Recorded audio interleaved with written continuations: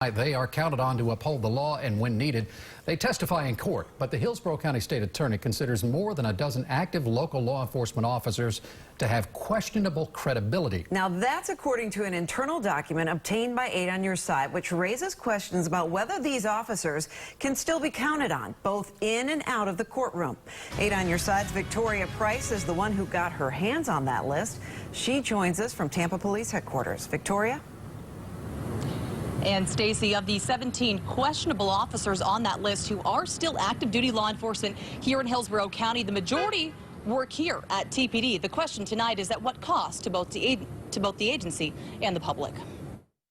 This is the Hillsborough State Attorney's Law Enforcement Employee Disclosure List, also known as a Brady or Giglio list, named for the Supreme Court decisions that inspired them. Because prosecutors must disclose any evidence that could hurt an officer's credibility as a witness. These 88 names serve as a warning to proceed with caution before calling a so-called Brady cop to the stand. There's a huge problem in that if they can't testify, they really can't do their job. Dave Bryant is a retired Bay Area police officer. He compares a Brady disclosure to a pilot losing his wings and says keeping those officers can be a big liability. Find a position that doesn't involve trust, but I don't know many positions like that in the police department. A variety of misconduct can land an officer on the Brady list, ranging from internal affairs issues to actual crimes. And while the state attorney's office says most are no longer employed by local law enforcement, at least 17 on this list are. That includes Algenius Maceo, a Tampa police officer fired last year for a pattern of bad behavior that later resulted in overturned convictions. Maceo has since been rehired.